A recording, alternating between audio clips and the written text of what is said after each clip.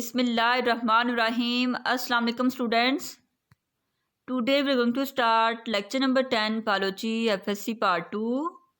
Our discussion topic from chapter 20 that is genetic code. Previous lecture में बच्चे हम लोगों ने सेंट्रल डोग्मा के बारे में डिस्कस किया था कि सेंट्रल डोग्मा के 2 स्टेप्स होते हैं।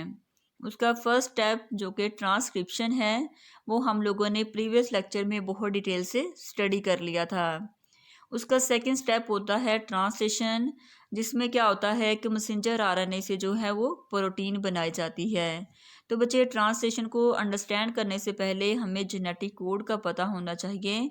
तो आज के लेक्चर में हम लोग जेनेटिक कोड के बारे में जो है वो डिस्कस करेंगे। What is genetic code? Genetic code is a combination of 3 nucleotides which specify a particular amino acid. अब ये जो बच्चे हमारे पास जेनेटिक कोड होता है ये 3 न्यूक्लियोटाइड का एक सीक्वेंस होता है, 3 न्यूक्लियोटाइड का एक कम्बिनेशन होता है जो कि एक स्पेसिफिक अमाइनो एसिड को जो है वो कोड कर रहा होता है, जिसको हम क्या बोलते हैं? जेनेटिक कोड बोलते हैं। अब आपको पता है कि बच्चे जो हमारे पास डीएनए है, डीएनए से मैसेंजर आरएनए बनाया जाता है और मैसेंजर आरएनए से फर्दर प्रोटीन बनाई जाती है। तो इस पूरे प्रोसेस को हम सेंट्रल डोग्मा का नेम दे रहे होते हैं। तो यहाँ बच्चे आप देख सकते हैं कि आप लोगों को डीएनए नज़र आ रहा होगा और डीएनए के अंदर जो है वो आप लोगों को नाइट्रोजन बेसिस भी नज़र आ रही होंगी, जिनको हम न्यूक्लियोटाइड कहते हैं। डीएनए के अंदर आपको पता है कि बच्चे छोटे छोटे फ्रैगमेंट्स बने होते हैं और वो छोटे छोटे फ्रैगमेंट क्या कहलाते हैं? जीन्स कहलाते हैं। उन जीन्स के अंदर बच्चे जेनेटिक इन्फॉर्मेशन स्टोर होती है। ये बच्चे इन्फॉर्मेशन वो होती है जो कि प्रोटीन सिंथेसिस के लिए होती है। अब ये जो बच्चे जीन्स के अंदर इंफॉर्मेशन स्टोर होती है ये एक कोड की फॉर्म में स्टोर होती है, जिसको हमने जेनेटिक कोड का नेम दिया। ठीक है। अब ये जो बच्चे जेनेटिक कोड बनता है ये 3 न्यूक्लियोटाइड मिलके जो है वो एक कोड बना रहे होते हैं और ये एक कोड जो है वो एक अमाइनो एसिड को जो है वो इनकोड कर रहा होता है, उसको जो है ये डिकोड करता है। अब यहाँ देखें कि हमारे पास डीएनए है, डीएनए से मैसेंजर आरएनए बना है। तो मैसेंजर आरएनए के अंदर आप यहाँ देख सकते हैं कि 3 बेसिस का जो है वो एक कोड बनाया गया है। ठीक है। 3 बेसिस हैं, ये देखिए एडेनिन, थायमीन, गवानीन, फिर cytosine, thymine, guanine, guanine, guanine and cytosine. यहाँ आप ग्रीन कलर में देख सकते हैं कि 3 का जो है वो एक कोड बनाया गया है और हर कोड जो है वो एक अमाइनो एसिड को जो है वो बना रहा है। ये 3 वाला कोड जो है एक अमाइनो एसिड बना रहा है, ये वाला कोड जो है वो दूसरा अमाइनो एसिड है और ये वाला जो हमारे पास कोड है ये एक और अमाइनो एसिड को जो है वो डिकोड कर रहा है। ये जो बच्चे 3 न्यूक्लियोटाइड का एक सीक्वेंस है, एक कम्बिनेशन है, इसको हम जेनेटिक कोड कहते हैं। अब बच्चे आप लोग सोच रहे होंगे कि जो हमारे पास डीएनए होता है उसकी तो 4 बेसिस होती हैं। 4 बेसिस होती है ना, adenine, guanine, cytosine and thymine. अब ये देखिए कि जब यहाँ बेसिस 4 हैं तो यहाँ कोड भी जो है वो 4 बनने चाहिए थे। ठीक है। वो 3 न्यूक्लियोटाइड का जो है वो एक कोड क्यों बनाया गया? इसकी बच्चे हमारे पास रीज़न ये है कि हमारी बॉडी के अंदर आपको पता है कि 20 टाइप्स के जो है वो अमाइनो एसिड्स होते हैं। 20 टाइप्स के होते हैं ना। 20 अमाइनो एसिड के लिए जो है वो 20 कोड चाहिए थे, लेकिन यहाँ तो बेसिस 4 हैं, तो जब बेसिस 4 होंगी तो कोड भी 4 होंगे, जो कि 20 अमाइनो एसिड को जो है वो पूरा नहीं कर सकते थे। उसके बाद साइंटिस्ट ने बच्चे क्या किया कि उन्होंने 2 न्यूक्लियोटाइड का एक पेयर बना लिया और एक पेयर बना के देखा तो उसके अंदर भी 20 अमाइनो एसिड जो है वो पूरे नहीं किए जा रहे थे। अब देखिए कि अगर आप लोगों ने एडेनिन, गवानीन, साइटोसिन और थायमीन में से अगर आप लोग 2 न्यूक्लियोटाइड का एक पेयर बनाएंगे तो क्या ये 20 अमाइनो एसिड की सीक्वेंस को पूरा कर सकते हैं? ये 20 टाइप के अमाइनो एसिड जो हैं वो इसके अंदर कोड हो सकते हैं? तो बच्चे नहीं कोड हो सकते थे। वो कैसे? अगर आप देखें कि अगर आप इसके कोड बनाएं तो वो आप कैसे बनाएंगे? ये बच्चे हमारे पास फार्मूला होता है 4 की पावर n। अब 4 हमने ले लिया है तो अभी हमने कहा कि हमारे पास यहाँ 2 न्यूक्लियोटाइड अगर हम ले लेते हैं तो 4 की पावर अगर हमने 2 ली है तो 4 मल्टीप्लाई बाय 4 तो कितने हमारे पास कोड आएंगे? 16 कोड आएंगे। तो अमाइनो एसिड तो हमारे पास कितने हैं? 20 हैं। तो 20 अमाइनो एसिड जो है वो 16 कोड के अंदर जो है वो डिकोड नहीं हो सकते थे, जिसकी वजह से 2 न्यूक्लियोटाइड वाला जो भी सीक्वेंस है उसको भी रिजेक्ट कर दिया गया। ठीक है, तो हमारे पास यहाँ क्या होता है कि एक कोडोन के अंदर जो है वो 3 न्यूक्लियोटाइड्स का होना लाजमी है। ठीक है, 2 कोडोन अगर हम करते हैं तो तब भी जो है वो 20 डिफरेंट टाइप्स के अमाइनो एसिड जो हैं वो इनके अंदर कोड नहीं हो सकते थे। फिर बच्चे साइंटिस्ट ने क्या किया कि 3 न्यूक्लियोटाइड का एक सीक्वेंस बनाया, एक कोड बनाया, तो वो कोड जो है वो बच्चे एक्सेप्ट हो गया। वो कैसे एक्सेप्ट हुआ कि यहाँ देखिए कि वही फार्मूला अगर मैं अप्लाई करती हूँ 4 की पावर 3 का यहाँ क्या मतलब है कि 3 न्यूक्लियोटाइड हमने ले लिए हैं, तो 4 मल्टीप्लाई बाई 4 मल्टीप्लाई बाई 4 तो क्या हमारे पास बना 64 बना। ठीक है, 64 जो है वो कोडोन बन गए। अब ये 364 जो कोडोन बने हैं ये बच्चे 20 अमाइनो एसिड को जो है वो कोड कर सकते थे। बेशक यहाँ हमारे पास 20 अमाइनो एसिड हैं लेकिन कोडोन जो है वो हमारे पास 64 हैं। तो यहाँ एक अमाइनो एसिड को जो है वो 5 से 6 कोड भी हो सकते हैं। ठीक है, लेकिन ये वाला जो हमारे पास तरीक़ाकार था या ये हमारे पास जो कोड है ये बच्चे यूनिवर्सल बन गया था। यूनिवर्सल इस हिसाब से कि इसके अंदर जो है वो 20 टाइप के अमाइनो एसिड जो है वो कोड किए जा सकते थे। अब ये बच्चे जो हमारे पास 64 का कोडोन है ये किसने बनाया था, तो ये हमारे पास डिफरेंट साइंटिस्ट है जिन्होंने जो 64 कोडोन जो है वो बनाए थे। ये हमारे पास साइंटिस्ट हैं मार्शल लिंडबर्ग, फिलिप लीडर, हरगोबिंदन खुराना। ठीक है, ये बच्चे 3 साइंटिस्ट है जिन्होंने क्या किया था 64 कोडोन्स बनाए थे। उन्होंने बच्चे क्या किया था कि एक मैसेंजर आरएनए बनाया और उस मैसेंजर आरएनए के अंदर ट्रिपलेट कोडोन जो है वो बनाए ताकि प्रोटीन सिंथेसिस की जा सके या उसे amino acid transfer RNA complexes जो हैं वो बना सकें। अब यहाँ बच्चे हमारी डिज़ायर क्या है, हम लोगों ने डीएनए को कॉपी कर लिया था मैसेंजर आरएनए की फॉर्म में। अब हमारा काम क्या रह गया है कि हम लोगों ने मैसेंजर आरएनए से जो है वो प्रोटीन बनानी है। तो मैसेंजर आरएनए के अंदर जो है बच्चे जो प्रोटीन बनाने की इंफॉर्मेशन होती है वो एक कोड की फॉर्म में होती है जिसको हम लोगों ने जेनेटिक कोड का नेम दिया। वो जेनेटिक कोड क्या था, वो बच्चे 3 न्यूक्लियोटाइड का एक सीक्वेंस था। ठीक है, तो साइंटिस्ट ने 64 कोडोन्स बना लिए और उसके अंदर जो है वो अमाइनो एसिड को कोड कर दिया। तो उन्होंने कैसे कोड किया कि उन्होंने एक आर्टिफिशियल मैसेंजर आरएनए बनाया और उसके अंदर जो है वो सारे के सारे कोड देखे और उन कोड के अंदर जो है वो प्रोटीन सिंथेसिस के लिए जो है वो इन्फॉर्मेशन जो है वो स्टोर थी। अब ये जो बच्चे ये पूरा जेनेटिक कोड जो है ये डिटर्मिन किया गया था मिड 60s में। ठीक है, 60 के मिड में जो है ये पूरा जेनेटिक कोड जो है वो तैयार कर लिया गया था।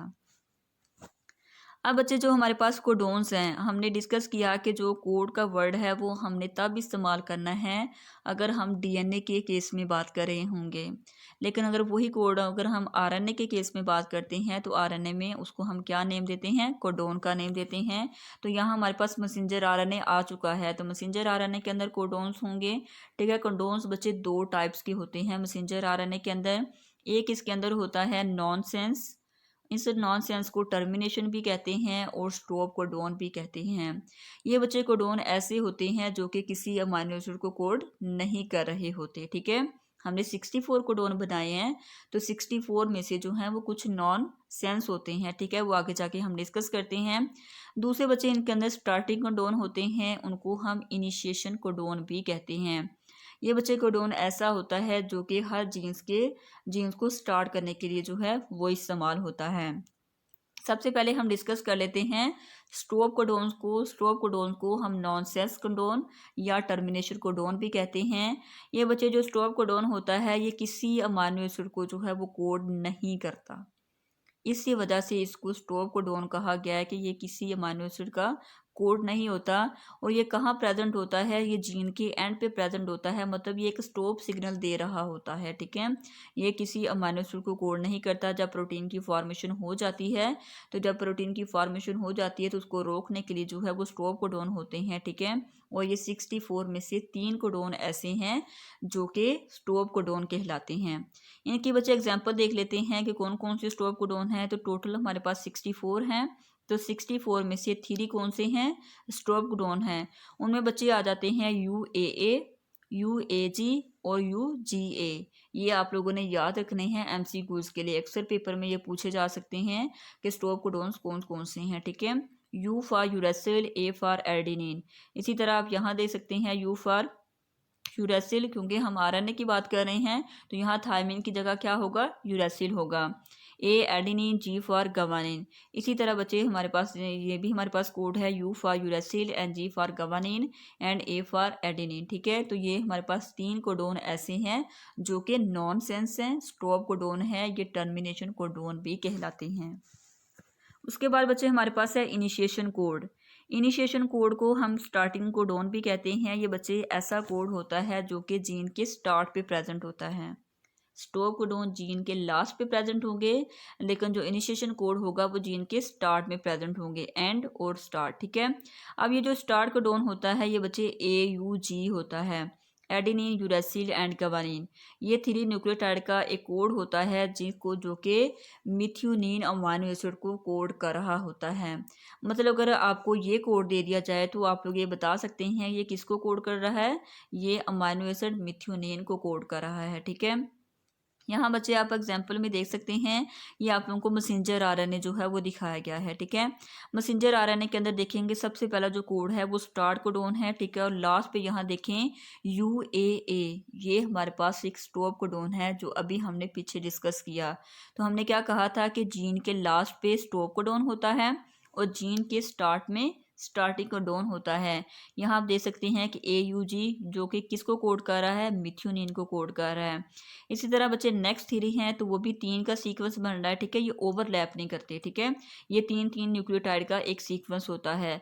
कोडोन 2 जो है वो ग्लाइसिन को कर रहा है, कोडोन 3 सेरीन को कर रहा है, फिर आइसोल्यूसिन को, फिर इसी तरह कोडोन जो 5 है वो ग्लाइसिन, और जो फर्दर जो हमारे पास है वो एलानिन को कोड कर रहा है। ठीक है, और लास्ट पे यहाँ देख सकते हैं कि UAA है जो कि स्टॉप कर रहा है कि आप प्रोटीन की सिंथेसिस या जो हमारे पास मैसेंजर आरएनए की सिंथेसिस है वो नहीं होनी चाहिए। ठीक है, उसके बाद बच्चे हमारे पास है genetic code is a universal. आप देखिए कि बच्चे जो हमारे पास पहले साइंटिस्ट थे उनका कहना ये था कि जेनेटिक कोड जो है वो एक यूनिवर्सल कोड है। यूनिवर्सल कोड इसको क्यों कहा कि जितने भी हमारे पास ऑर्गेनिज्म हैं उनके अंदर जो है वो सेम कोड जो है वो पाए जाते हैं। कि मतलब अगर बैक्टीरिया की बात करते हैं, ह्यूमंस की बात करते हैं या दूसरी ऑर्गेनिज्म की बात करते हैं तो उनके अंदर जो है वो कोड सेम पाए जाते हैं। जो बैक्टीरिया के अंदर कोड होता है वही ह्यूमंस के अंदर होता है। जैसे बच्चे एग्जाम्पल है AGA, ये एक हमारे पास जेनेटिक कोड है जो कि स्पेसिफाई करता है एक अमाइनो एसिड को, जो कि हमारे पास है आर्जिनिन। आर्जिनिन एक अमाइनो एसिड का जो हमारे पास एक अमाइनो एसिड है जिसका कोड जो है वो AGA है। ये बच्चे बैक्टीरिया के अंदर भी वही कोड होता है, ह्यूमंस के अंदर भी होता है, और जो दूसरे ऑर्गेनिज्म होते हैं उनके अंदर भी ये एक कोड पाया जाता है। ठीक है, इस वजह से हमने इसको जेनेटिक कोड, यूनिवर्सल कोड जो है वो नेम दे दिया था। ये पहले साइंटिस्ट का जो है वो कहना है। अब ये बच्चे कोडोन की जो है वो यूनिवर्सल होने की वजह से क्या कहा जाता था कि ये जो जीन्स थे वो एक ऑर्गेनिज्म से दूसरे ऑर्गेनिज्म में जो है वो इजीली ट्रांसफ़र किए जा सकते हैं। ठीक है, क्यों? क्योंकि कोड सेम है, तो कोड सेम से जीन्स भी जो है वो इजीली ट्रांसफ़र हो सकते हैं एक दूसरे के अंदर। इसी तरह हम ट्रांसक्राइब जो है वो कर सकते हैं, ट्रांसक्रिप्शन कर सकते हैं, DNA से मैसेंजर आरएनए बना सकते हैं, और फिर मैसेंजर आरएनए को फर्दर ट्रांसलेट करके जो है वो प्रोटीन बना सकते हैं। जैसे बच्चे ये कोड सेम होने की वजह से आप लोग देख सकते हैं कि जो हमारे पास साइंटिस्ट हैं, जेनेटिक इंजीनियर हैं, वो बैक्टीरिया को यूज़ कर रहे हैं ताकि इंसुलिन को बना सके, क्योंकि उनके अंदर जीन्स के जो कोड हैं वो सेम होते हैं प्रोटीन बनाने के लिए। अब ये जो बच्चे देखें कि रिसेंट जो स्टडी की गई है उसके मुताबिक ये कहा गया है कि जो जेनेटिक कोड है वो यूनिवर्सल कोड नहीं है। वो क्यों कहा गया बच्चे?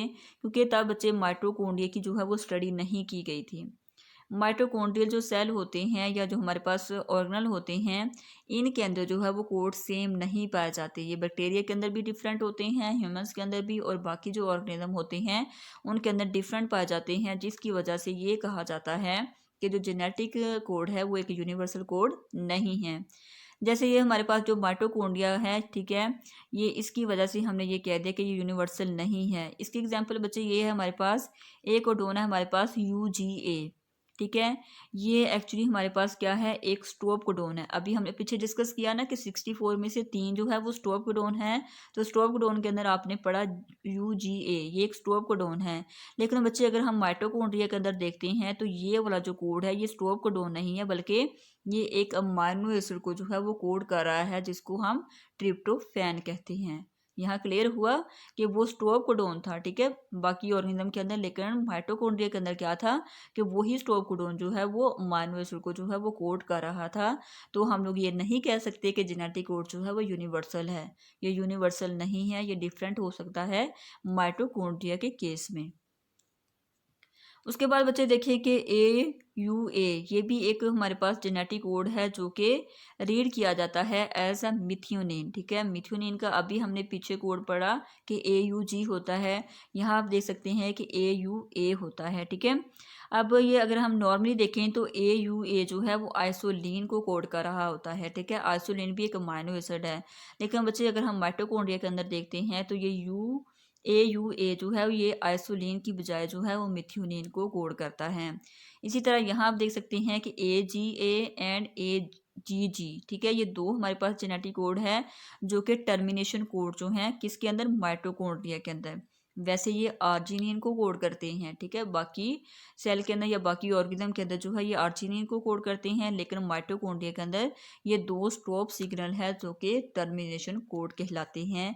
इस बेस पर बच्चे कहा गया था कि जो हमारे पास जेनेटिक कोड है वो एक यूनिवर्सल कोड नहीं है। यहाँ बच्चे आप देख सकते हैं, आप लोगों को टेबल जो है वो दिखाया गया है कि जो हमारे पास 64 कोडोन्स हैं वो कैसे बनते हैं, ठीक है। आप लोगों ने बच्चे जो मोस्ट इंपॉर्टेंट जो चीज़ याद करनी है वो 3 स्टॉप सिग्नल याद करने हैं, स्टॉप कोडोन, और एक जो है वो स्टार्टिंग कोडोन है, ठीक है, जो कि मिथ्योनिन को कोड करता है AUG, ठीक है। वो आपने क्या करना है कि वो अच्छे तरीके से याद करने हैं, लेकिन अगर आपको 64 भी याद करने हैं या आपने इसको बनाने हैं तो आप ऐसे बना सकती हैं टेबल, ठीक है। आप लोगों ने चारों बेसिस इस साइड पे भी लिखनी है और जो है चारों बेसिस इस साइड पे भी लिखनी है, ठीक है। और ये जो चार चार है ये इसके साथ एक एक के साथ जो है वो लिखते जाना, ताकि आपको जो है वो कोड बनाने में आसानी हो जाए। एक और जो है वो बच्चे मैं आपको बनाना सिखा देती हूँ, बाकी आप लोगों ने अपने टेबल जो है वो खोलना है बुक से, और आप लोगों की असाइनमेंट है, आप लोगों ने ये कोड जो है वो खुद बनाना है, ठीक है। यहाँ बच्चे आप देख सकते हैं कि पहला हमारे पास है यू और यहाँ से फर्स्ट यू, यहाँ आप देख सकते हैं यू एंड यू, क्लियर। इसी तरह अगर हमने सेकंड बनाना है तो यू और यहाँ से सेकंड लेना है सी, तो यहाँ आप देख सकते हैं यू सी। इसी तरह थर्ड पे देखें यू और इसकी थर्ड हमारे पास बेस है एडेनिन, तो वो आपने इसके साथ एक और अटैच कर लेना है। फोर्थ जो इसके साथ बनेगी वो है यू और फोर्थ इसकी कौन सी है, गवानीन, और यहाँ आप देख सकते हैं यू जी, ठीक है। ये बच्चे इस तरह आप लोगों ने सारे कोड बनाने हैं। ये जो हमारे पास यू है ये फिनाइल एलानिन, ठीक है, इसको कोड कर रहा है, ठीक है। अब बच्चे मैंने आपको पहले भी बताया कि एक कोड के लिए, एक अमाइनो एसिड के लिए जो है वो 5 से 6 कोड भी हो सकते हैं, ठीक है। जब अभी आप पूरा टेबल बनाएंगी, इस पूरे टेबल से आप देखेंगी कि एक अमाइनो एसिड के लिए जो है वो एक से ज़्यादा भी जो है वो कोड मौजूद हैं, ठीक है।